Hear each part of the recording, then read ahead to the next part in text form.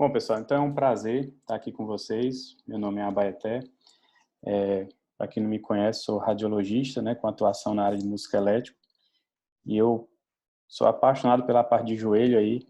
É uma coisa que a gente estuda desde a da época do doutorado e tudo, e é uma coisa que a gente faz mais assim no dia a dia. Então, eu fiquei muito feliz com esse convite. Agradeço aí ao Centro do Joelho, na presença do Dr. Bosco, e a residência, né, do R4 de cirurgia de joelho e a residência integrada estarem confiando aí esse tema aí para a gente. A gente sabe a seriedade, né, com que o grupo desenvolve as suas atividades e a sua residência. Então, a gente está aqui nesse momento uma grande satisfação e reconhecimento, né, ao nosso trabalho. Eu fico muito feliz. Aproveito para convidar os colegas que ocasionalmente não conheço. A gente tem um Instagram que a gente trata de radiologia, é a Abaeté Radiologia. Praticamente todos os dias tem conteúdo de radiologia lá, tá? Ou casos, ou artigos, ou enfim, temas de interesse. E tem o canal do YouTube, que é Radiologia Descomplicada, que também, às vezes, 3 a 4 vezes na semana, eu posto algum conteúdo. Então, vocês são muito bem-vindos a participar, darem suas opiniões e puderem compartilhar com os colegas. Como eu estava falando no começo, hoje a ideia não é ter uma aula formal, tá?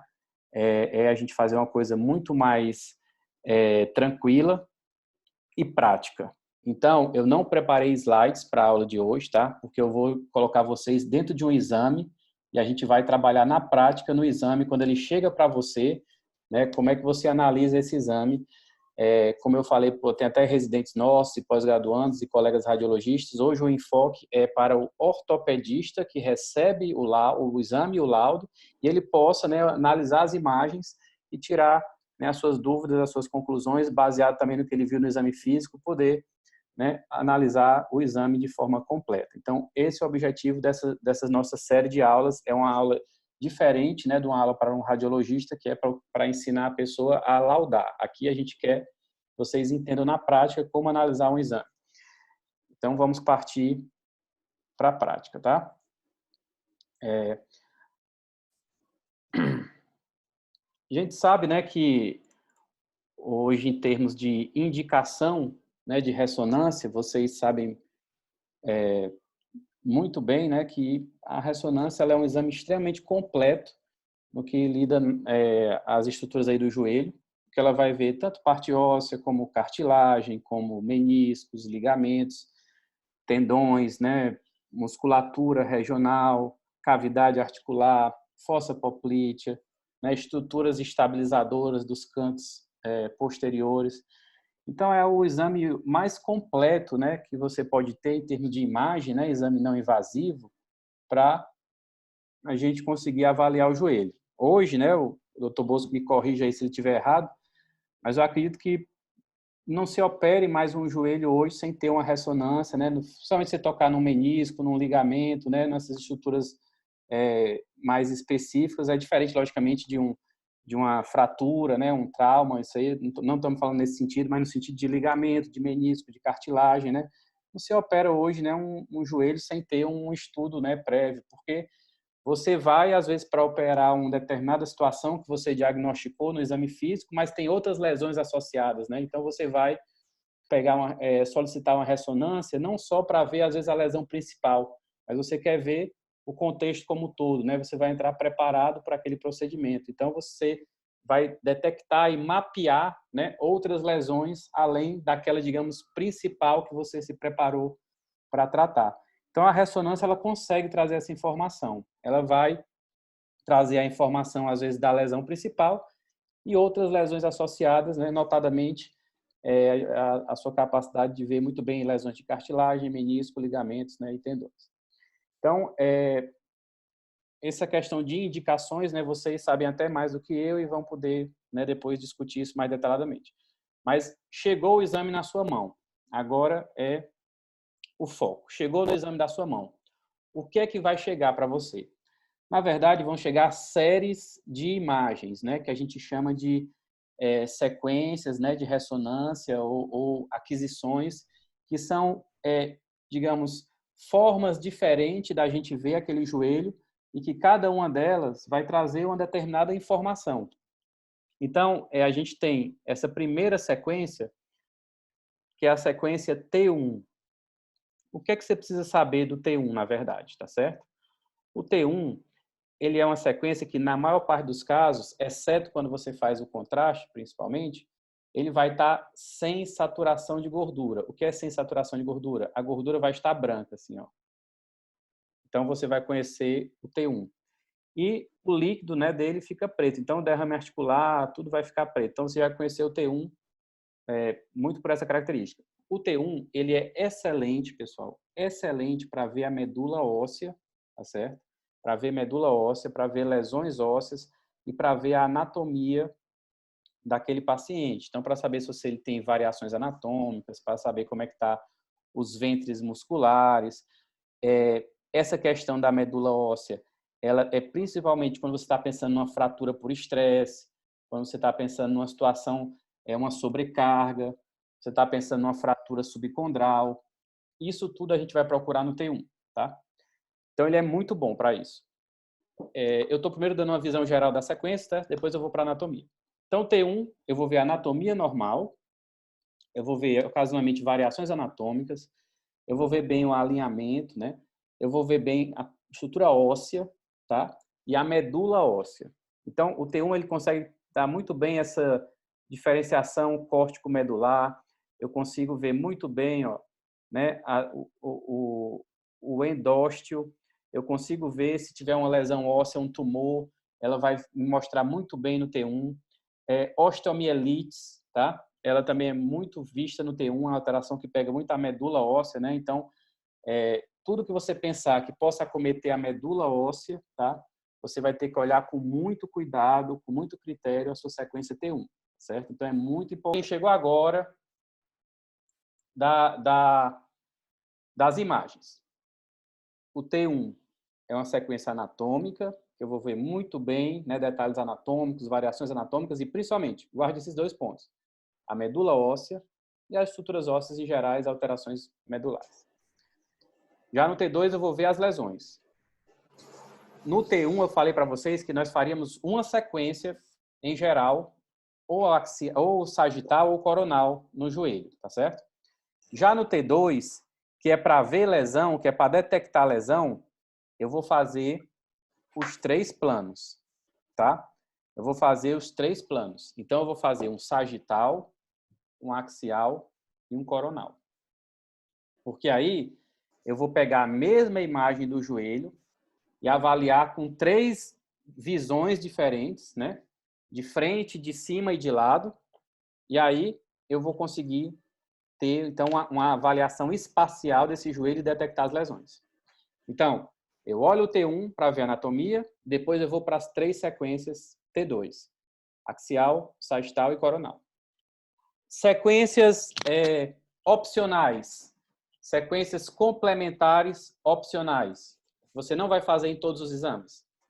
Nós temos essa daqui, ó, que é uma sequência centralizada mais na patela, tá? Ela tem uma maior resolução para ver essa cartilagem patelar. Então, a gente sabe que a patela, né, tem a cartilagem aí mais espessa, né, de todo o corpo. E nós temos muito, né, frequentemente, as condropatias patelares, né, condromalácia. Então, em alguns casos, se justifica você acrescentar uma sequência a mais só para ver essa cartilagem, dependendo da situação do paciente, dependendo da indicação clínica. Mas ela é opcional. E outra situação opcional é o uso de contraste. Que aí, no caso, o uso de contraste ele vai se restringir a algumas situações específicas, como, ocasionalmente, doenças reumatológicas, a suspeita de tumores, suspeita de infecção, osteomielite, artrite séptica, ou isso varia de serviço para serviço. Em pós-operatórios recentes, geralmente nos primeiros 3 meses, às vezes a gente gosta de fazer o contraste para também detectar alguma infecção ou alguma complicação, alguma área de fibrose, enfim, isso às vezes ajuda. Mas é opcional, tá? Não é todo serviço que vai usar sempre essa sequência logo pós-contraste em todos os pós-operatórios, mas, em geral, a maioria dos serviços utiliza nos primeiros, pelo menos, 3 meses, tá? A não ser, logicamente, que o paciente ele tem alguma contraindicação formal ao uso do contraste, ou ele se recuse, né, a utilizar o contraste. Isso é uma opção também do paciente, né? Caso ele não queira usar o contraste, tudo bem, a gente vai respeitar, mas às vezes o exame vai ficar inconclusivo ou incompleto pela falta, né, do uso do contraste. Muito bem. Então, na verdade, quando você solicita o exame, não é necessário, a não ser que você tenha, falando especificamente do joelho, alguma coisa muito específica que você queira naquele joelho, não necessariamente você vai precisar já especificar se você quer com ou sem contraste, tá certo? Porque isso é muito bem definido nessas indicações, então, em geral, a não ser que o paciente tenha, né, uma contraindicação ou ele diga que não quer, quando ele for indicado, ele vai fazer o contraste. E vai vir sempre esse exame padronizado.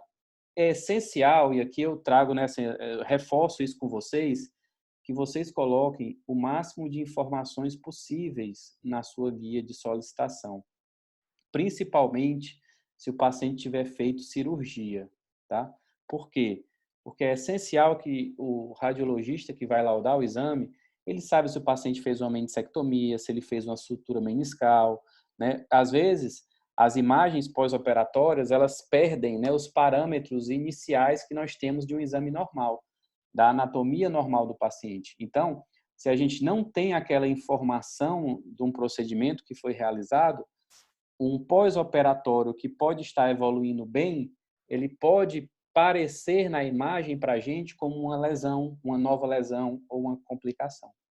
Então, é muito importante essa comunicação, né, com o radiologista, e se você não tiver o contato direto, que você tenha o contato, né, pela sua solicitação, passando algumas informações que vocês acreditam que serão relevantes, tá certo? Isso muda, muitas vezes, totalmente a interpretação do exame, tá?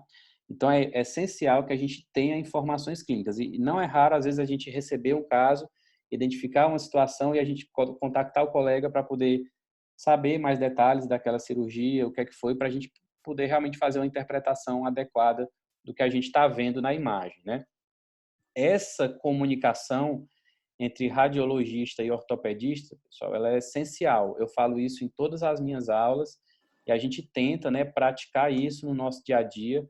A gente sabe que a rotina de todo mundo é muito corrida, tanto a nossa quanto a da ortopedia, sobrecarregada de atividades, mas se a gente quer realmente, né, fazer o nosso trabalho bem feito, evitar problemas, né, evitar complicações, evitar problemas de comunicação, evitar laudos que ocasionalmente não estejam representando fielmente o que está acontecendo, a gente tem que ter informações, né, cirúrgicas ou informações mais detalhadas muitas vezes. Então, é importantíssimo a gente ter essa, esse canal, né, de comunicação e, inclusive, às vezes até dados do exame físico são importantes para as nossas interpretações, tá? Às vezes um dado desse nos ajuda muito. A gente tem aí uma comunicação muito eficiente com o Dr. Bosco e outros colegas também, e muitas vezes a gente troca ideia, né, sobre os casos para poder a gente tentar resolver da melhor forma possível a situação do paciente, tá certo? Então, isso é muito importante, tá? Então, tanto o colega ortopedista, né, se possível, sempre passar o máximo de informações e o colega radiologista tentar, algumas vezes também, ter que buscar essas informações quando elas não estão disponíveis para que a gente possa fazer o nosso melhor laudo. Então, feito essa introdução, agora nós vamos para as imagens propriamente ditas. E eu vou passar aqui para vocês um passo a passo, né, do que eu gosto de analisar, uma sequência, e eu já vou falando da anatomia. Então, pessoal, tem várias formas de você analisar uma ressonância. Tem gente que gosta de dentro para fora, outros de fora para dentro. Eu vou começar aqui de dentro para fora, só para a gente poder ter uma sequência. Vocês já vão saber, né, o que vocês vão avaliar. Toda vez que você pegar uma ressonância, você pode seguir essa mesma sequência que você não esquece, né, de ver nada. Então, de dentro para fora, a gente vai começar pelo osso, né? Então, no osso, você vai procurar fratura, você vai procurar lesões focais, você vai procurar áreas de sobrecarga, você vai procurar tumores, né? Você vai procurar qualquer tipo de alterações, né? Contusões, né? Luxações, etc. Então, estrutura óssea. Aqui a gente vai ver no plano sagital, muito bem, ó, na margem lateral, que é a cabeça da fíbula, né? Tíbia, fêmur e patela. O que é que tem interessante da gente ver na patela? A patela, pessoal, a gente consegue avaliar também a altura patelar, tá? Então, em casos suspeitos de instabilidade patelar, sempre coloque lá no seu laudo, tá? Suspeita de instabilidade patelar, suspeita de luxação recente. O radiologista ele vai ter uma atenção especial na patela, vai avaliar se ela está alta, vai avaliar se a tróclea femoral, que a gente vai ver melhor no plano axial, se ela tem aí os sinais de displasia. Então, isso é muito importante. Então, você bater o olho aqui, a gente vai buscar avaliar se essa patela está alta. Existem vários índices, tá? Existem vários índices, mas um deles é o que a gente usa muito, que é o Caton e o Insal-Salvat. A gente vai basicamente avaliar a relação da altura da patela aqui com a tíbia e o comprimento, né, da patela. E essa relação vai dizer pelo índice, né, de divisão, que também é usado na radiografia, só que na ressonância a gente tem uma adaptação desse índice, então a gente vai usar o Insal-Salvat entre 1.3 até 1.32. Então você vai pegar basicamente aqui, ó, por exemplo, a altura do comprimento do tendão patelar e a altura patelar. Você vai dividir esse tendão pela altura, né? Se ele der mais que 1.3, 1.32, você pode considerar aí que ela está elevada, tá? Então, é um ponto importante. Analisada a estrutura óssea aqui no plano sagital, nós vamos passar para a cartilagem. E a ressonância, pessoal, é o exame mais interessante de todos para ver cartilagem, tá certo? A gente consegue, ocasionalmente, ver também alguma coisa de cartilagem nas artrotomografias, quando o paciente tem alguma contraindicação à ressonância, quando ele tem algum problema que não pode fazer, enfim, tem muito metal, tem marca-passo, tem situações que ele não consegue fazer de jeito nenhum a ressonância, a gente tem a artrotomografia como uma boa opção. Ela consegue ver cartilagem também muito bem. Mas no dia a dia, o exame que a gente vai pedir mesmo e que vai fazer é a ressonância. Então, a ressonância, a gente vai avaliar tanto as cartilagens dos compartimentos femorotibiais como fêmoro-patelar. Nos femorotibiais, a cartilagem, pessoal, é essa imagem com sinal mais intermediário, ó, ela é cinza. Veja que ela se diferencia muito bem da cortical óssea e do osso subcondral, ó, que ele é preto, né? E essa linhazinha cinza, ó, essa estrutura cinza aqui, ó, logo abaixo, é a cartilagem. Aqui eu consigo já ver as cartilagens dos compartimentos femorotibiais, ó, aqui femorotibial lateral, região de zona de carga, femorotibial medial, na sua região de zona de carga. Aqui é muito comum, né, nós detectarmos lesões condrais, detectarmos seja lesões isoladas, seja lesões já mais difusas, né, degenerativas, no contexto de uma osteoartrose, uma osteoartrite. Então, é muito comum nós pegarmos lesões aqui. Então, a gente vai ficar sempre de olho nisso. E a gente vai ter uma aula aí mais para frente sobre cartilagem, onde a gente vai detalhar melhor isso aí, tá? Aqui, pessoal, no Perfeito. Até eu fazer aqui só Pois um não, fica à adendo. vontade. Como a gente tem aqui também os nossos residentes, essa correspondência desse padrão trilaminar que você vê na ressonância, isso se correlaciona com a histologia do tecido condral, né? Então, você tem ali as camadas mais superficiais, com o colágeno orientado em paralelo, existindo ao cisalhamento, e na camada profunda, próxima ao osso, o colágeno orientado de forma vertical, resistindo à compressão axial, e o que se vê na ressonância é justamente essa distribuição do tecido condral. Então, só chamar a atenção aí para fazer a correlação aí com o padrão, com a anatomia. Fica à vontade aí para comentar, e também se alguém tiver alguma dúvida, pode colocar no chat, certo? Que aí a gente vai estar tirando as dúvidas de vocês também, tá bom? Então, se tiver alguma dúvida, pode perguntar no chat, e os colegas também, né, o Dr. Bosco aí, quiser fazer algum comentário, fica à vontade. Feito isso, a gente vai avaliar já aqui também no sagital o compartimento fêmoro-patelar, tá certo? A gente vai ver muito bem no plano axial, com vários detalhes, mas nessas regiões mais curvas, é muito bom ver também no sagital, que a gente pode não pegar ela num eixo paralelo lá no axial, então você analisa como um todo. Avaliar se tem erosões também aqui na cartilagem da tróclea, avaliar como é que está alterada aqui essa cartilagem da patela. Uma coisa importantíssima aqui, tanto para radiologistas como para ortopedistas. Classicamente, se detectava muito lesões aqui da cartilagem quando elas ficavam hiperintensas, ficava branca, com líquido, tá? Mas a gente já sabe que hoje em dia essas áreas hipointensas, bem escuras, também são áreas de lesões de cartilagem, são fissuras ou até erosões ou algumas áreas não hidratadas ou com algum artefato ali, e isso também deve ser considerado, tá? Então, se você olhar para a cartilagem, ela não está cinza, ela ou tá branca ou tá preta, desconfie que ali vai ter lesão, tá? Então, fique muito ligado nisso, tá? Então, estrutura óssea... Eu queria te perguntar se, diante dessas situações de uma cartilagem aparentemente normal, um pouco edemaciada, se você vê espaço para as sequências funcionais volumétricas, como o mapeamento T2 ou o sódio Pronto. mal. Foi muito importante a sua pergunta, certo? Existem, pessoal, algumas sequências avançadas de cartilagem que elas fazem um estudo da composição dessa cartilagem.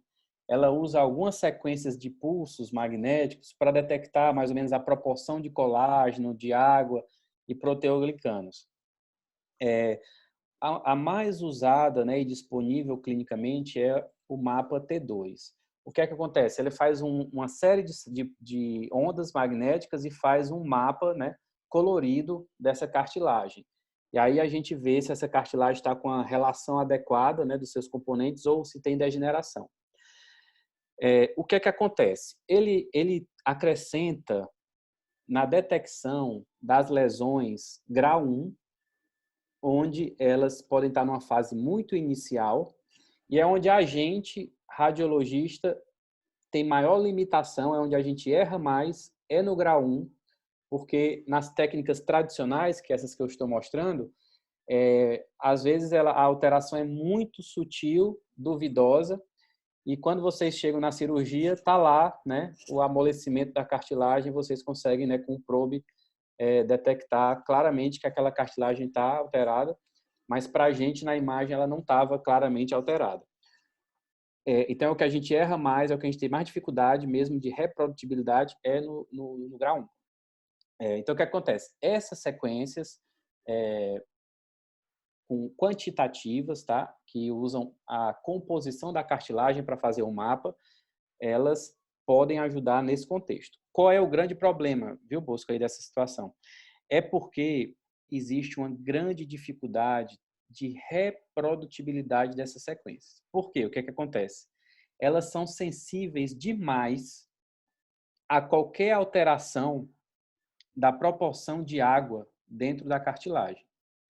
Então, vou dar um exemplo. O seu paciente fez hoje de manhã a ressonância, deu um determinado mapa.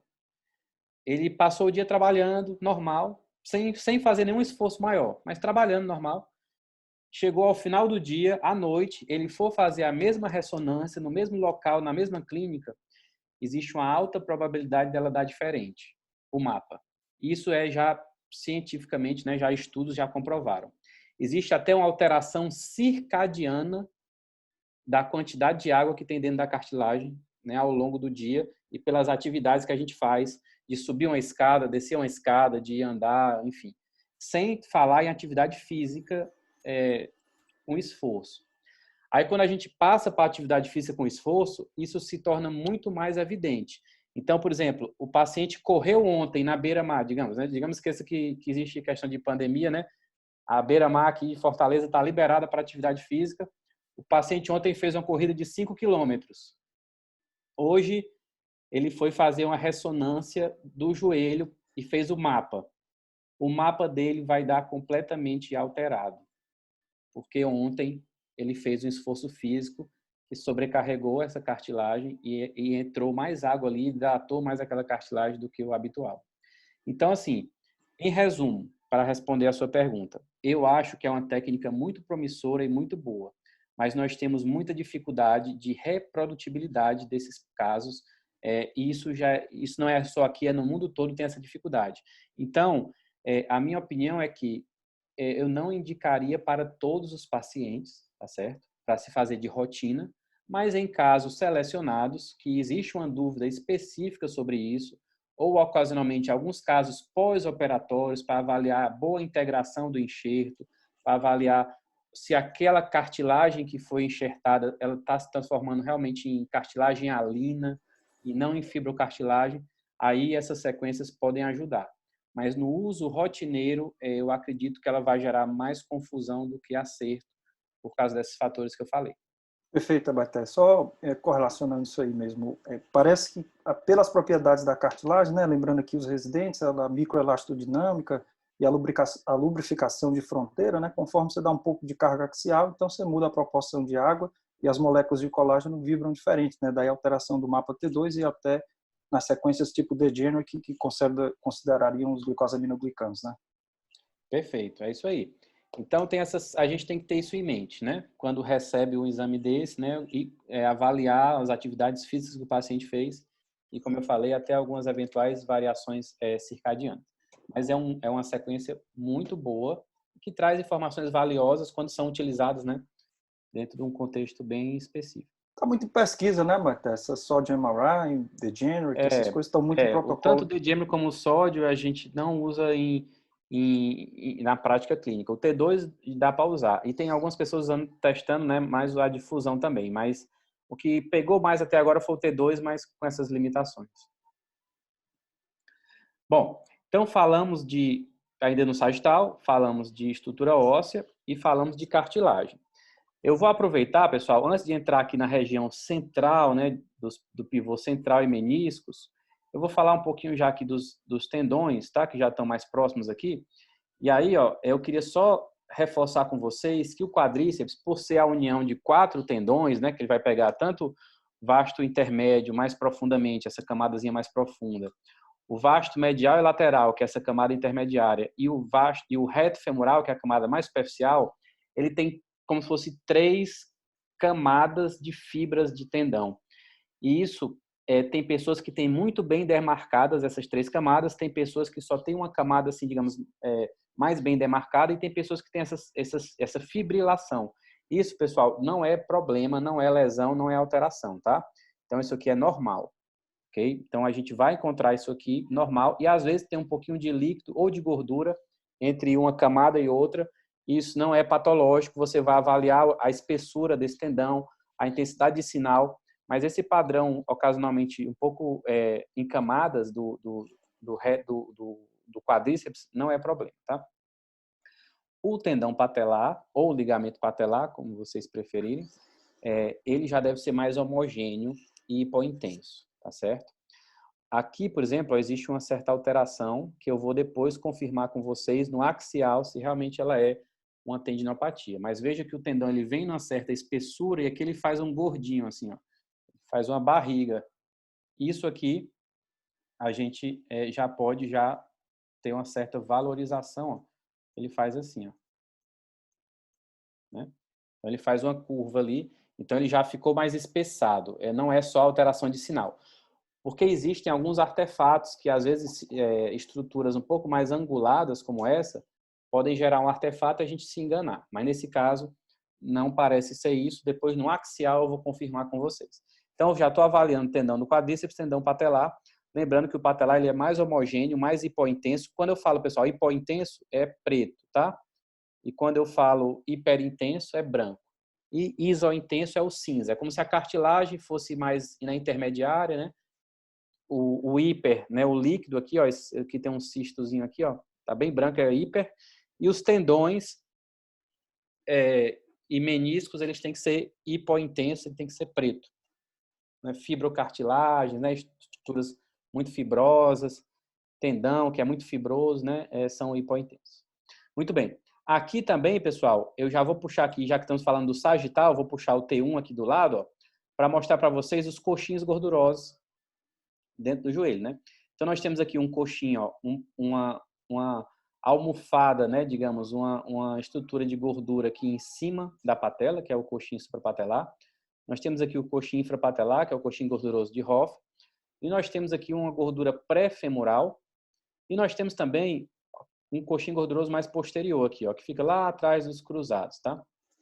Essa proporção desses coxins ela vai variar de pessoa para pessoa, mas eles nos ajudam muito a detectar algumas inflamações ou sobrecargas regionais. Então, por exemplo, quando aqui os coxins aqui suprapatelar pré-femoral, eles estão muito, né, demasiados, a gente vai pensar que está tendo algum tipo de sobrecarga nessa região, algum pinçamento, né?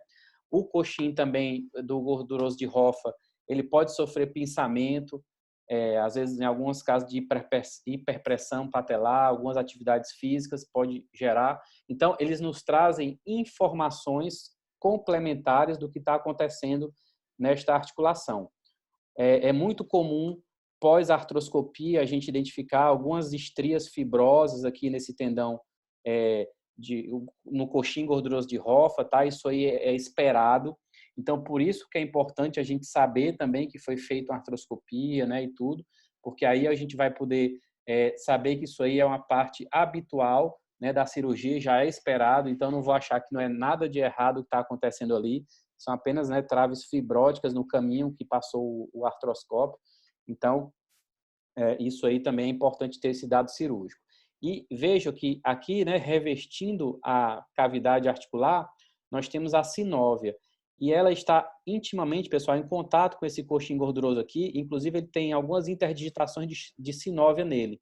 Então, o que é que acontece? Quando nós temos inflamação da sinóvia, quando nós temos situações de sinovite, que vocês aí, como cirurgiões de joelho, né, vão lidar com esse tipo de situação, seja sinovites por doenças reumatológicas que podem aparecer para vocês, sejam sinovites pós-traumáticas, né? Sejam sinovites por outras causas, vocês vão lidar com isso e vão ver, muitas vezes, né, alterações inflamatórias intensas desse coxim gorduroso infrapatelar, que é o coxim gorduroso de Hoffa. Então, guardem essas informações que elas podem ajudar, tá? Além disso, e o coxim posterior, tá? Esse coxim gorduroso posterior, nós vemos menos alterações dele, mas é mais comum a gente identificar alterações desse coxim gorduroso posterior em pacientes atletas de futebol, tá? Normalmente são atletas ou atletas profissionais ou de alto rendimento, que têm, assim, com certa frequência praticam futebol, e aí eles têm uma sobrecarga, às vezes, nessa região que causam edema, inflamação desse coxim gorduroso posterior, tá? Mas é bem menos comum a gente identificar isso. Quer fazer algum comentário, Bosco? Posso passar? Não, pode passar, Matheus. Só uma coisa da prática é que às vezes isso confunde com meniscopatia, né? Esse edema no coxim gorduroso. O quadro clínico. Posterior que você diz ou aqui? Posterior. Pronto. Isso você diz clinicamente falando? Clinicamente. Pronto. É importante, né, a ressonância para ajudar a fazer esse diferencial, né, do exame físico. Agora vamos passar para menisco, tá, pessoal? Falar para menisco e ligamento, a gente vai para os outros planos. Eu não sei como é que está o nosso horário aí, mas eu vou tentar passar aqui as informações mais importantes, tá? Porque essa aula de hoje eu acho que é bem basal, assim, para vocês entenderem, né? Sedimentar essas informações, tá certo? Eu acho que a gente poderia ir até 9, pode ser? Pra gente... Tudo bem, vamos lá. Pronto. Então, vamos lá. Aqui, ó, estão os meniscos, pessoal. Como vocês sabem, né, os meniscos, eles têm esse aspecto, né, gravata, borboleta, são 2 triângulozinhos. Mas o que eu queria chamar a atenção, e que eu sempre falo para os nossos residentes também, é que existe uma proporção das dimensões do corno posterior e anterior do menisco medial e lateral. Então, guardem isso. O menisco lateral, pessoal, o primeiro, ó, o platô, ele é convexo, tá? Ele é convexo, ó. Você vai ver que vai ser diferente do medial, que ele tem uma pequena concavidade. Então, ele é mais convexo.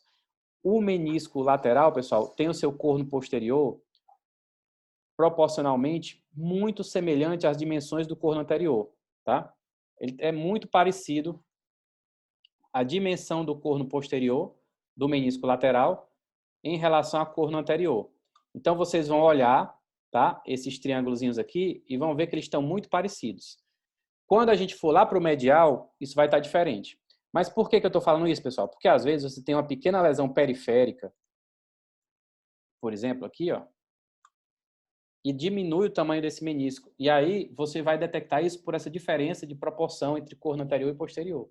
Então fiquem muito ligados, porque às vezes não são fáceis você identificar. Às vezes a lesão está bem clássica, assim, por exemplo, aqui, ó, uma lesão oblíqua, assim. Mas às vezes ela está bem periférica, sendo muito mais difícil você detectar. Então tem que ter esse cuidado. Já menisco medial, olha a diferença, pessoal, aqui, ó, na imagem, ó. Menisco medial, o corno posterior dele é maior do que o corno anterior. Então, no lateral, eles têm que estar iguais. Muito parecidos, quase iguais. No medial, o normal é que o posterior esteja maior. Então, no medial, se o corno posterior estiver do mesmo tamanho do anterior, eu já vou levantar a hipótese de que está tendo alguma alteração ali. Além disso, sabemos que o menisco medial ele tem que estar firmemente o quê? Aderido aqui, né, na cápsula, através de ligamentos capsulares, ligamentos meniscos tibiais, etc.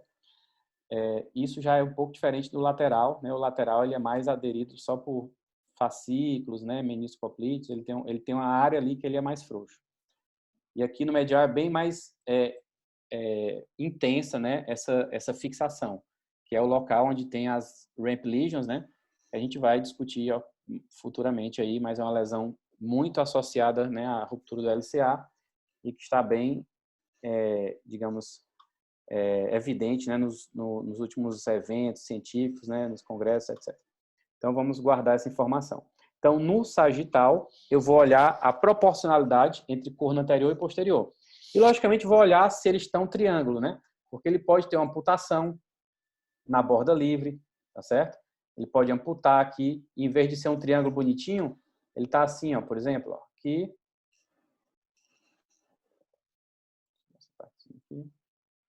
Assim, ó. Em vez de ser um triângulo, ó, ele perder a ponta dele aqui, né? Então, isso é lesão na borda livre. Então, a gente tem que saber, pessoal, a anatomia normal, fechando os olhos, você saber a morfologia normal do menisco, a morfologia normal da cartilagem, a morfologia normal dos ligamentos, porque quando você bate o olho e vê a alteração, você já sabe que tem alteração. Você vai procurar detalhar, você vai procurar classificar, você vai procurar trazer mais informações, mas você já vai ter certeza que ali tem uma alteração. Aí nós vamos trabalhar melhor, né, o que é que está acontecendo. Em relação ao cruzado, pessoal, a gente vai ver muito bem, né, os ligamentos cruzados no plano sagital, tá certo? A gente vai ver muito bem no plano sagital. Porém, uma coisa que eu quero deixar bem claro para vocês aqui, tanto para os colegas, né, que estão aqui, residentes e colegas radiologistas e da ortopedia. A gente não pode avaliar uma estrutura em um só plano.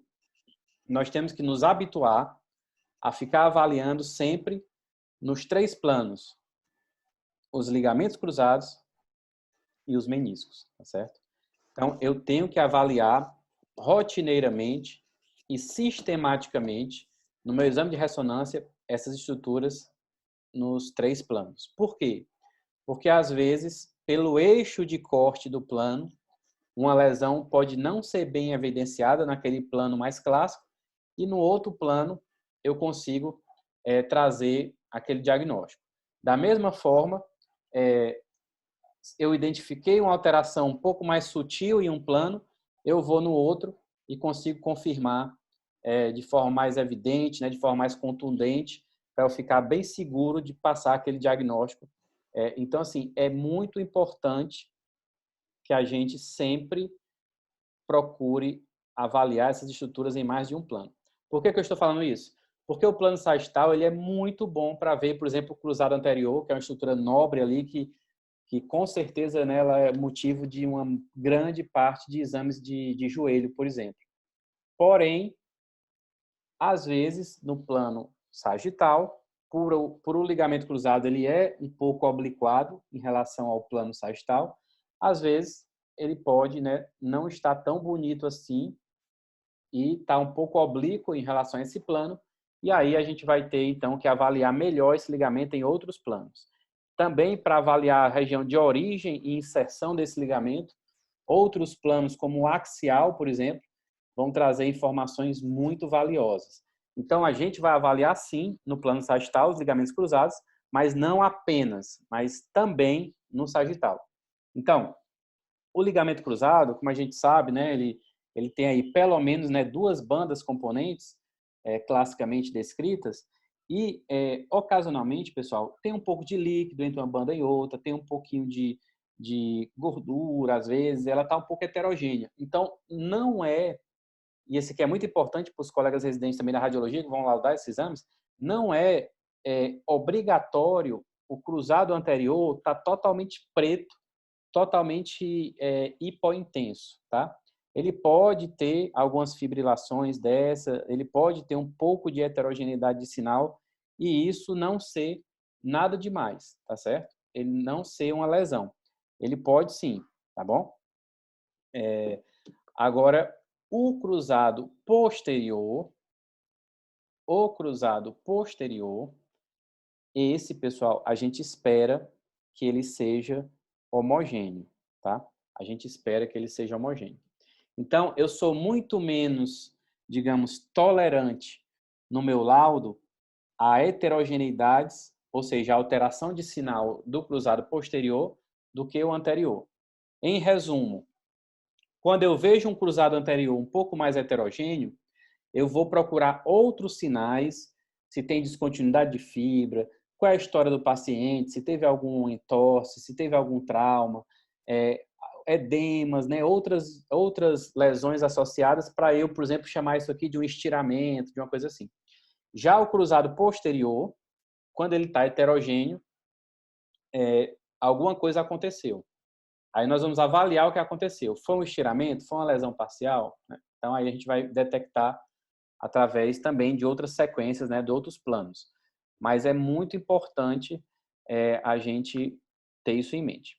O cruzado anterior, ele tem que ser verticalizado ou, no máximo, paralelo, pelo menos, né, paralelo à linha de Blumenstadt. Então, pessoal, quando você traça essa linhazinha aqui desse eixo, ó, ele tem que ser, no mínimo, paralelo ao teto da fossa intercondilar, tá? Mas, na maior parte dos casos, você vai ter uma certa inclinação vertical e, no final, essas linhas vão se cruzar mais para cima ali, né? Certo? Então, ele é um pouquinho mais, né, inclinado verticalmente do que o teto, na maior parte dos casos, mas pelo menos ele tem que estar paralelo. Se você tem um cruzado anterior que está assim, ó, por exemplo, o que a gente chama de horizontalizado, está caído em relação ao teto, ele não está legal. Então, tem lesão ali. Aí você vai procurar onde é que está a lesão, tudo certinho, tá? Mas quando ele cai essas fibras, quando ele está horizontalizado em relação ao teto, existe uma lesão, tá bom? A gente vai ver uma aula de cruzado aí e vamos falar sobre isso também mais para frente. O cruzado posterior, classicamente, quando você traça uma linha nele, ele deve cruzar o teto da fossa intercondilar. Então, ele deve passar nessa região, tá? Se ele estiver passando aqui por trás, pessoal, cruzando lá para trás, é porque ele está, que a gente chama de verticalizado. Isso acontece quando tem translação anterior da tíbia. Então, é um sinal de ruptura do cruzado anterior. Mas isso eu também vou falar melhor em outra aula de ligamento. Só quero que vocês saibam que o normal é que ele passe aqui no teto da fossa intercondilar. No plano sagital, eu posso ver aqui também o tendão do bíceps chegando na cabeça da fíbula, tá? E existe, pessoal, uma inserção conjunta do bíceps e o colateral lateral aqui, ó. Ele forma um V. Essa partezinha preta que está vindo aqui, ó, é o colateral lateral e aqui é o bíceps. Mas eu confesso que o sagital não é o plano que eu gosto mais de ver essa estrutura. Eu gosto muito de ver no coronal e no axial, tanto o colateral quanto o bíceps, mas eu sempre dou uma olhadinha aqui. Além disso, nós vamos olhar aqui, ó, o músculo, a junção miotendínea e o tendão do poplíteo, ó, que passa aqui, ó. Esse vem, ó, desce aqui e vem para cá. Esse músculo também é muito interessante e a sua junção miotendínea também é muito interessante.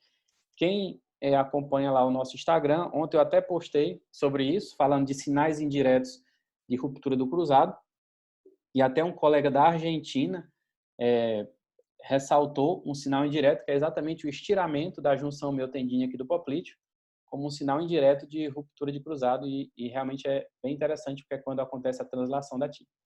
Então, resumindo, podemos ver também aqui o poplíteo, tá? Então, nós vimos aqui, ó, recapitulando, tá? No sagital, estruturas ósseas, cartilagem, tendões, meniscos, ligamentos, coxins gordurosos, certo? e tendão, e o poplite, né, também, já falei.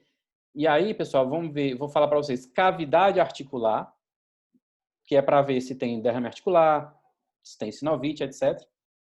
E fossa poplítea, aqui tem até uma formação cística aqui, não é a localização típica de um cisto de Baker, tá? É outro tipo de cisto aqui, mas a fossa poplítea, vou ver cisto de Baker, né? Vou ver outras coisas aqui posteriormente, tá bom? Então, no sagital, né, o checklist principal é esse. É ver a parte óssea, vai para as cartilagens, principalmente femorotibiais, mas dá para ver já femoropatelar aqui, apesar do que a gente vai ver melhor no axial. Os tendões são muito bons de ver aqui, principalmente quadríceps e patelar. Os meniscos são excelentes para ver nesse plano. Tem uma dica para passar do menisco, hein, pessoal? Essa aqui eu só passo para quem eu gosto mais. Eu gostei de vocês aqui, o pessoal está aí, né, todo mundo aí assistindo a aula, então vejam essa dica aqui, ó. Olha o cruzado posterior. O cruzado posterior está aqui. Eu vou passar um corte só para medial, uma imagem só para o lado do menisco medial, ó. Já tem que aparecer aqui, ó, a pontinha da raiz do menisco, tá, pessoal? Pessoal, ó. Aí ele vai aparecer melhor na próxima. Pessoal, uma lesão muito, muito frequente, muito comum e que a gente perde são lesões radiais, lesões que comprometem a raiz posterior do menisco medial, bem nessa região aqui. Então a gente tem que estar ligado, a gente não pode deixar passar isso aqui, tá certo? A gente não pode deixar passar isso aqui. Então, como é que faz? Ó, um corte, ó. Tá aqui o cruzado posterior, ó, um corte, ó, já apareceu aqui, ó. Tá? Eu não vou ficar falando de todas as raízes hoje, porque eu acho que foge do nosso tema, tá certo? Do primeiro dia, né? A gente pode, quando falar em menisco, falar um pouco mais de raiz, mas a gente tem outras coisas importantes para falar aqui. Eu já falei de várias estruturas, então os próximos vão ser um pouco mais rápidos, mas essa raiz aqui eu queria falar para vocês, porque ela é muito importante, tá? Algum comentário, Bosco, no plano sagital, você quer fazer alguma coisa?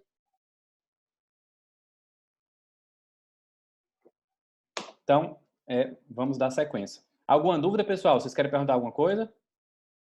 Do plano sagital, residentes, ortopedia, radiologia. Alguma dúvida? Podemos seguir? Dê um ok para eu saber que vocês estão me ouvindo. Podemos seguir? Beleza. Então, vamos para o próximo plano. Eu vou passar agora para o plano axial. Plano axial, pessoal, então é aquele eixo curto, né, que nós vamos cortar, digamos, em fatias, né, de cima a baixo. E ele tem muita coisa interessante também para a gente discutir. Eu vou falar o que é principal. É aquele mesmo plano que eu falei que ele é muito bom para ver a cartilagem fêmoro-patelar. Muitas vezes você vai receber apenas essa sequência para ver cartilagem patelar, tá?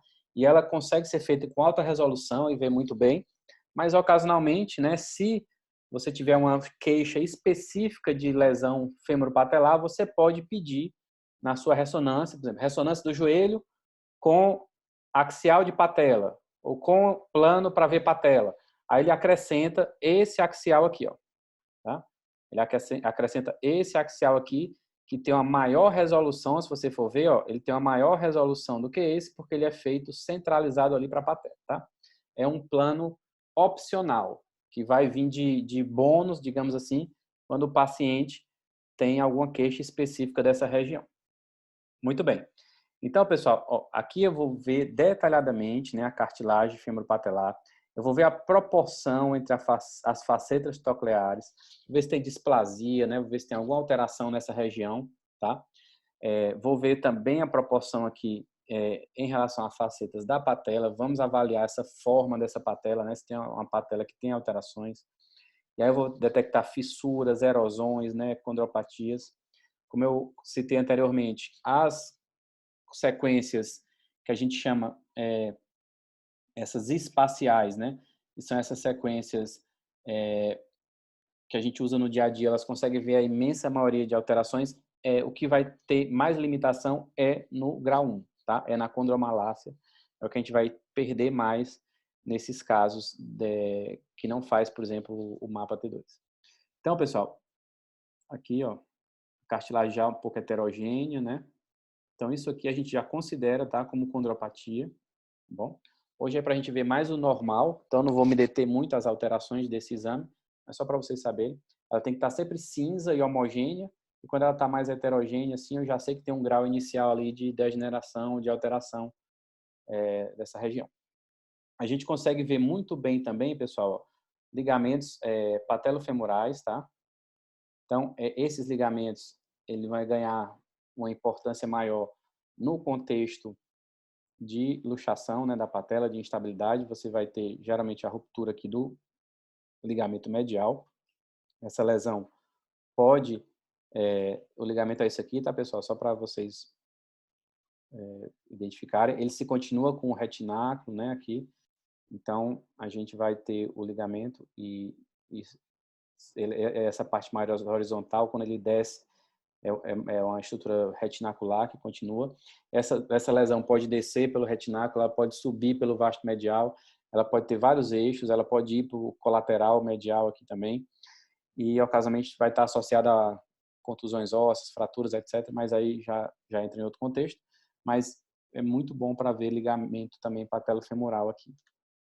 Outra coisa importante, pessoal, aqui eu já consigo ver bem, ó, ligamentos colaterais, tá?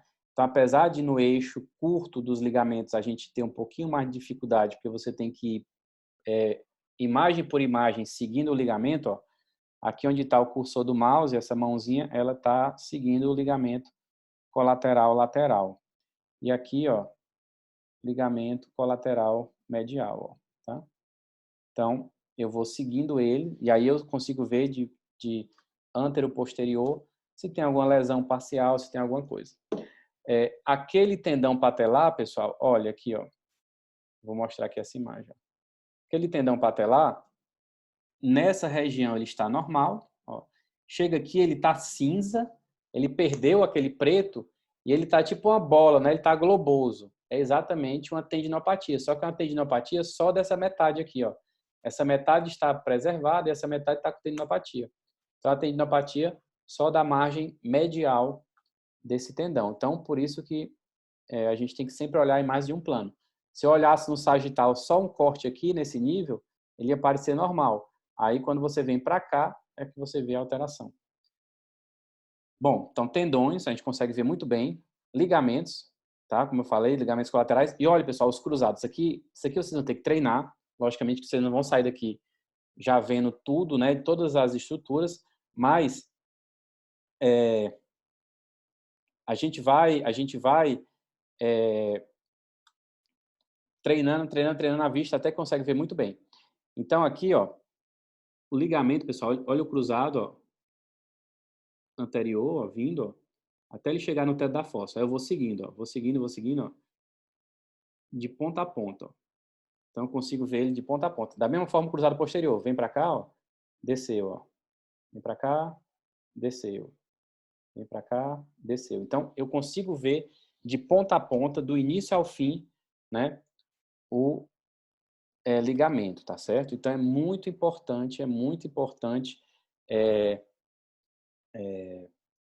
essa situação. O colega aqui, ó, o Marcelo, está perguntando se a gente usa bobina superficial para fazer a patela. É muito importante a sua pergunta. Quando você tem disponível, né, uma bobina superficial, quando você tem uma menorzinha, tá, de superfície, ela consegue sim ter uma ótima resolução ali na patela e você pode usar. Quando ela não está disponível, você pode usar a mesma bobina de joelho e aí você só trabalha o seu FOV mais centralizado naquela região. Mas existem umas bobinas superficiais pequenas que teria uma altíssima resolução espacial, tá certo? Então isso é muito bom, tá bom? O que mais, pessoal? Vamos ver aqui. Meniscos. Já falei ligamentos cruzados, meniscos e ligamentos colaterais. Menisco. Menisco dá para ver no plano axial? Dá sim, pessoal. As sequências 2D, essas normais que a gente usa mais no dia a dia, elas conseguem ver menisco no axial. Elas não são as de maior resolução de todas para ver menisco no axial, A gente tem um 3D que dá para ver um pouco melhor, eu acho que eu tenho até nesse caso aqui, depois eu posso mostrar para vocês, mas a 3D não está disponível em todo canto, não é todo equipamento que faz ou que o serviço consegue fazer dentro da sua rotina, porque elas são mais demoradas. Mas são sequências excelentes e que a gente consegue fazer em alguns casos e ela é muito bacana mesmo. Mas a gente pode falar sobre isso depois. Mas o fato é que assim, o menisco tem que ser avaliado, tanto o menisco medial quanto o menisco lateral, eles têm sim que ser avaliados no plano axial.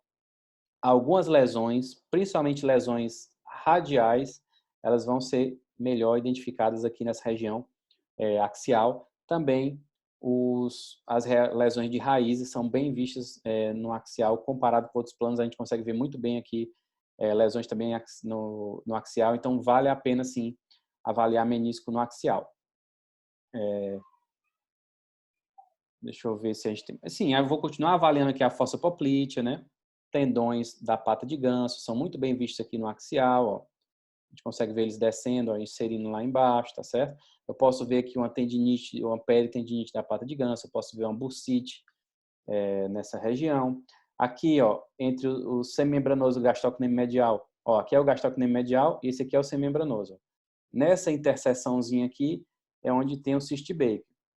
Esse outro cisto aqui, ele está mais medial, tá? Então não é um cisto Baker, é um outro cisto gangliônico, é outra coisa, tá? Aqui eu já tenho os vasos, tá? Artéria e veia poplíteas também são muito boas para ver no axial. Também a gente consegue ver no sagital. Só reforçando aqui, ó, eles estão aqui atrás, né? Ó, artéria e veia poplíteas, tá? Também conseguimos ver, às vezes você pode se deparar com a situação do aneurisma, alguma coisa, e é importante isso aí para o planejamento cirúrgico, né? Você saber que tem ali, né, uma alteração vascular naquela região pode gerar uma situação. Vocês estão me ouvindo bem, pessoal, aí? Tá ok? Ah, sim, pronto, desculpa. Deixa eu ver aqui, só ativar aqui. Acho que está ativo aqui, só... Doutor Bostap. Bom, pode falar, pode ficar. Não tá joia, Beto, não tem nada a acrescentar, não. Então, no axial, a gente vai avaliar aquela sequência: estrutura óssea, cartilagem, aqui sim, é fêmuro-patelar, tá? A gente não vê praticamente cartilagem fêmuro-tibial aqui, tá bom? A não ser aqui atrás, ó, na região mais posterior, tá? Aqui eu consigo ver alguma coisa, tá bom? Dos côndilos, mas na região de zona de carga principal, a gente não vê tão bem, tá? Agora, fêmuro-patelar, sim, excelente. Ligamentos, tá? Ligamentos patelofemorais, colaterais e cruzados, tendões, fossa poplítea e meniscos, tá bom? Então, a gente precisa avaliar de forma sistemática, né, essas estruturas. Em relação ao plano axial, pessoal, vocês têm alguma dúvida, querem fazer alguma pergunta? Eu sei que são muitas informações, o colega aí até falou que depois queria ter acesso às aulas, isso aí o Dr. Bosco pode, né, depois organizar com vocês, mas a gente está gravando, depois pode, né, disponibilizar para vocês aí mais para frente, mas vocês podem revisar e tudo, assistir, porque realmente é muito detalhe de anatomia, né, mas é importantíssimo vocês estarem habituados com essa anatomia da ressonância, para que vocês possam pegar o exame, né, e procurar essas lesões, essas alterações. No axial, pessoal, alguma dúvida que vocês querem perguntar? Vou passar para o coronal, tá bom? Como a gente já falou de muita coisa, né, nos outros planos, aí eles vão ser um pouquinho mais rápido aqui para a gente. Então, vamos lá. Coronal. Vou seguir a mesma sequência, tá? Começando por estrutura óssea, certo? Lembrando que aqui no coronal eu consigo ver muito bem, né, também as regiões de zona de carga. Então, você vai ver aqui as fraturas por insuficiência óssea, as fraturas subcondrais. Nós vamos ver muito bem também fraturas por estresse na tíbia, tá? Então, a gente consegue avaliar de forma muito completa a estrutura óssea aqui. O que é que eu não consigo ver bem de estrutura óssea no coronal? É a patela, tá? A patela, às vezes, ela não está cortada toda no coronal, ou ela está numa posição anatômica que não é tão bom, né, de avaliar a patela no coronal. Então, a patela a gente vai deixar mais para ver no sagital e no axial. Coronal a gente não usa muito para ver patela, tá? Já as demais estruturas ósseas a gente consegue ver muito bem. Cabeça da fíbula, região proximal da fíbula, tíbia e fêmur. Avaliado a estrutura óssea, eu vou para as cartilagens. Aqui, a mesma coisa que eu acabei de falar. A cartilagem femoropatelar não vai ser bem vista aqui nesse plano coronal, então eu vou focar mais em cartilagem o quê? Fêmoro-tibial medial e fêmoro-tibial lateral. Veja que nas regiões de zona de carga, né, aqui eu consigo ver muito bem essa cartilagem. É uma cartilagem mais fininha do que a cartilagem da patela, né?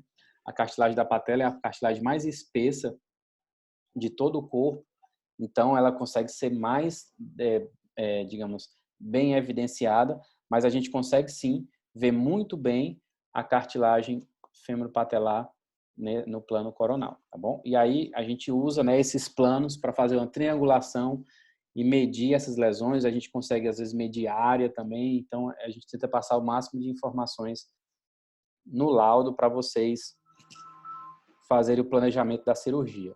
A gente sabe que dependendo da extensão, né, da lesão, da área dessa lesão, ela pode indicar ou não, né, determinadas técnicas cirúrgicas. Isso aí foge um pouco aqui do escopo da nossa aula de hoje, mas é importante vocês terem, né, então, essas medidas, né, das lesões de cartilagem no seu exame de ressonância. Além disso, pessoal, então vi osso e cartilagem. Eu consigo ver muito bem o menisco, tá? Eles vão ser esses triângulos periféricos. Veja que na região corporal eles têm uma dimensão parecida, tá? Não, o medial geralmente ele é um pouco maior, mas ele tem uma dimensão relativamente parecida. Você tem que procurar a questão do menisco discoide, né? No lateral é mais comum. A gente pode ocasionalmente em outro momento mostrar para vocês imagens de ressonância do menisco discoide. Esse está normal, ele é triangular, mas o menisco discoide é um menisco que tem uma morfologia alterada, e aí ele tem uma dimensão, ele parece uma moeda, né? Ele não parece um triângulozinho, ele parece uma moeda, ele tem um corpo bem extenso aqui, e aí ele tem uma série de alterações biomecânicas que propicia a facilidade de algumas lesões nesse tipo de menisco, que às vezes você não vê em outros meniscos, por exemplo. Então, vou procurar isso. Vou procurar, pessoal, se tem extrusão meniscal, tá? Se o corpo está extruso. É muito importante vocês identificarem que o exame de ressonância é feito com o paciente deitado, tá certo? O paciente está deitado. Então, ele não tem carga no momento do exame. E mesmo assim, nós detectamos extrusão.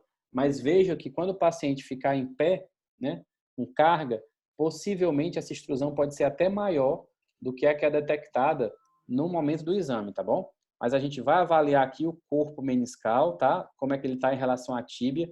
Se tiver de 3 milímetros para cima, a gente vai considerar extrusão, tá?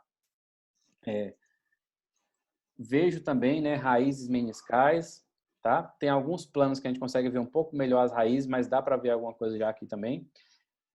Ligamentos colaterais, ó, pessoal, a gente consegue ver perfeitamente, tá? Os ligamentos. Uma coisa importante para os colegas radiologistas e residentes também é lembrar que o colateral medial ele se insere muito lá embaixo.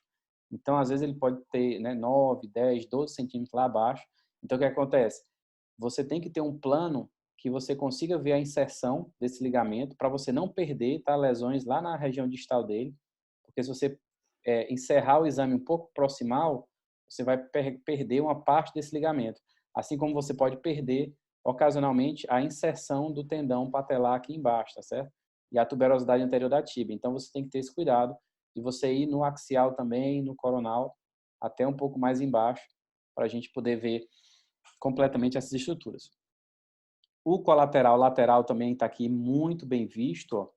Aqui é um dos planos assim que ele consegue ver quase que em todo o seu comprimento em uma única imagem.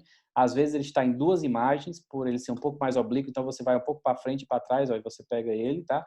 E quando você vai um pouco mais para trás, você já cai no bíceps, que é aquela inserção conjunta.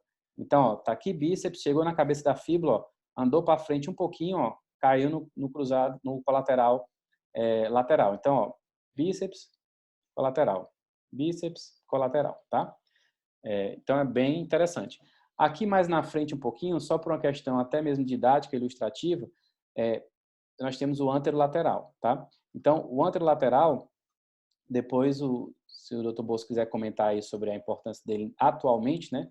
Ele pode ficar à vontade, mas assim, ele é um ligamento que ele foi muito discutido recentemente, depois teve algumas controvérsias, mas assim, o fato é que a gente pega algumas lesões dele também, às vezes em caso de relesão, às vezes em caso mesmo na primeira lesão, mas ele está aqui. A gente não consegue ver, às vezes, bem definido em um plano em todos os pacientes. Às vezes ele é mais oblíquo, às vezes ele é muito fininho, mas eu tenho costumeiramente avaliado esse ligamento nos casos de ruptura de LCA, e se tem algum tipo de alteração nele, eu tento passar para o ortopedista, aí ele vai decidir se ele vai fazer algum tipo de intervenção ou não nesse sentido aí.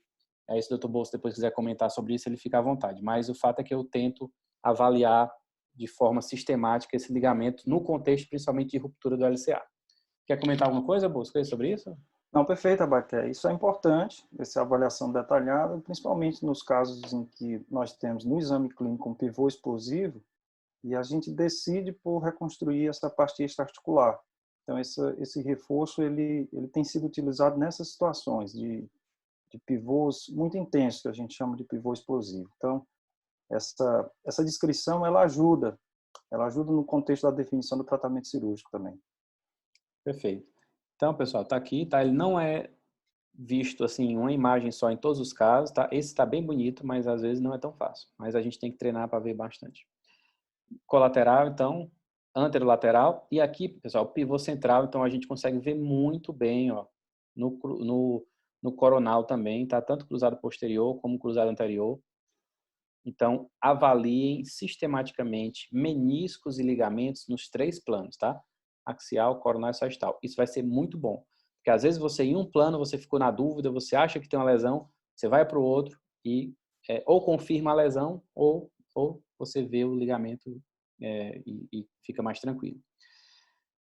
Deixa eu ver se tem mais alguma coisa importante aqui nesse plano. A gente vai seguir o checklist: estrutura óssea, cartilagem. Aqui eu vou focar, como eu falei, tanto na estrutura óssea como na cartilagem, nos compartimentos femorotibiais, ligamentos colaterais, ligamentos cruzados, ligamento anterolateral, meniscos, tendão aqui do bíceps. Basicamente, assim, essas seriam as principais. A gente consegue ver também aqui, ó, ligamentos menisco-femorais oblíquos, tá? Esses ligamentos, tanto pode ser visto no plano coronal, como ocasionalmente a gente consegue ver ele aqui passando, ó, no plano sagital também. Ele pode passar anterior, né, e posterior ao cruzado, ligamento de Humphrey e Risberg. E ocasionalmente você vê até no axial também, tá? Essa estruturazinha ligamentar passando aqui por trás, ó, do cruzado. Mas o fato é que eles também têm ganho algumas importância, né, aí, por terem uma função semelhante ao cruzado posterior. E alguns deles são bem espessos e conseguem ter até 30% aí de capacidade, né, de estabilização do cruzado posterior. Então, eles têm ganhado aí uma certa atenção também nas publicações. Basicamente, pessoal, a aula de hoje era essa introdução, né, onde eu falei um pouco das sequências, o que é um T1, quais são os T2 e como é que é o exame de joelho, né, que você vai ter um T1, os 3 T2 é o exame base, digamos, essas 4 sequências, que podem ser acrescentadas de um axial de patela, que pode ser acrescentada, às vezes, de um pós-contraste, e que você pode acrescentar, ocasionalmente, até você quiser, você pode até solicitar isso no seu pedido também, um coronal oblíquo para ver o LCA. Tá? Não é um plano obrigatório, mas ele é um plano interessante em alguns casos. Eu vou só mostrar para vocês aqui, deixa eu ver se está aqui. Aqui, ó. Esse aqui é uma sequência 3D. Eu só vou mostrar para vocês o que é o plano coronal oblíquo, porque na sequência 3D eu consigo fazer essa reconstrução, tá? Aqui. Então ela vai ajudar a gente, ó, eu venho para cá. Aqui, ó, isso aqui é o plano coronal oblíquo, ó. Onde eu tenho aqui, ó, o ligamento cruzado anterior, ó, todo num plano, certo? E nessa mesma sequência eu consigo ver um pouco também melhor as raízes meniscais, consigo ver algumas estruturas adicionais. Então, pessoal, nós temos o básico, é um plano T1, que ou vai ser sagital ou coronal, 3 planos T2 com FET7, que são esses escuros, né? Você vai avaliar as lesões propriamente ditas, aí, ocasionalmente, dependendo do caso, você faz uma pós-contraste, ou axial de patela, ou um coronal oblíquo. Isso tudo vai depender até mesmo do que você solicita e vai depender do quadro clínico do paciente ou do status pós-operatório ou da suspeita clínica, né, de infecção, etc. Isso é o protocolo básico. A anatomia básica, que a gente tem que olhar sistematicamente, né, no exame de ressonância, foi o que a gente comentou plano a plano. Vocês podem, da parte mais central da estrutura óssea para as partes periféricas, que aí você vai ter uma sistematização de avaliar a ressonância, aí você não se perde, porque às vezes tem uma lesão, né, aí ela te chama muita atenção e você fica impressionado com aquela lesão e deixa passar outras coisas. Então, sistematize. Toda vez que você for olhar a ressonância, olhe do mesmo jeito. Ah, vou começar pelo plano sagital toda vez. Começa pelo sagital, depois coronário, depois axial, de dentro para fora, estruturas mais profundas para mais superficiais, osso, cartilagem, ligamento, menisco, tendão, cavidade articular, partes moles adjacentes, estruturas vasculares, fossa poplite. Aí você não vai ter erro, porque você vai seguir uma sistemática. Quando você sistematizou, você bate o olho, você não perde tempo, já vai na sua rotina, já vai no seu checklist, e aí você consegue, então, ser bem reprodutivo. O pessoal aqui fala, obrigado aqui o pessoal, gostaram aqui, né, das aulas. Fico à disposição, tá, pessoal? Se tiver alguma dúvida, alguma pergunta, tá bom? E fiquem à vontade. Estão pedindo aqui já aula de ressonância de ombro, aí a gente, né, é outro departamento, né, mas a gente pode fazer também mais para frente, tá? Anatomia e tudo.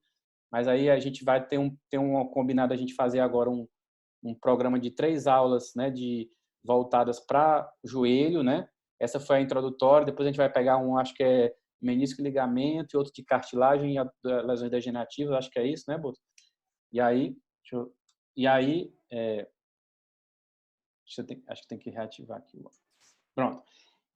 Eu acho que essa é a programação. A gente vai falar um pouco mais detalhado sobre essas lesões que eu falei aqui, né? E o Dr. Bosco pode comentar, né, a parte clínica e cirúrgica.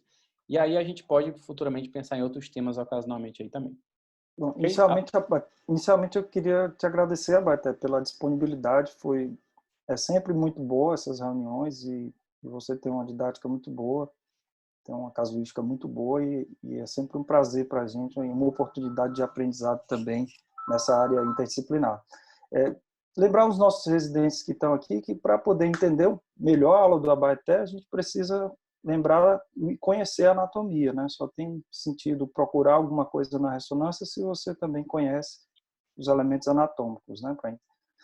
Os nossos serão 3 encontros. No próximo nós temos as lesões menisco-ligamentares e a gente encerra com as lesões condrais degenerativas.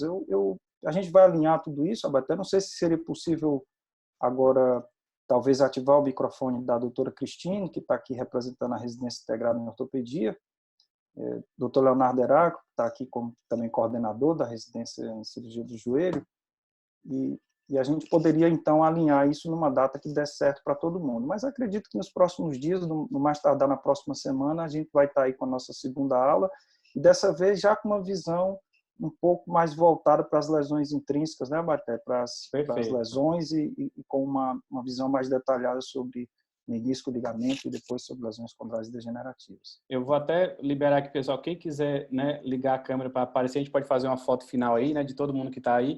Deixa eu só identificar aqui a doutora Cristine e o doutor Leonardo para a gente liberar os microfones. Doutor Leonardo, estou liberando aqui o microfone também, tá? Eu vou encerrar já aqui, viu? Vou só falar uma coisinha aqui. E a doutora Cristina, não estou achando aqui não está aparecendo o nome dela aqui. Você identificou o nome dela aqui? Bom, até só fazer uma ressalva aqui também, agradecer a presença do pessoal da Regional Nordeste, que está aqui, de cirurgia do joelho. Está vendo aqui que o doutor Silvio está agradecendo pela aula. Para a gente é um prazer poder fazer essa integração com cirurgiões de joelho em toda a região Nordeste. Não, perfeito. Deixa eu só... Eu teve uma pergunta aqui de um colega, né, perguntando se o ligamento anterolateral é uma parte do ligamento colateral lateral. Na verdade, assim, existe uma série de discussões sobre isso, né? Se ele é uma parte da cápsula, se ele é uma parte de um ramo do colateral, se ele tem um ramo do trato iliotibial.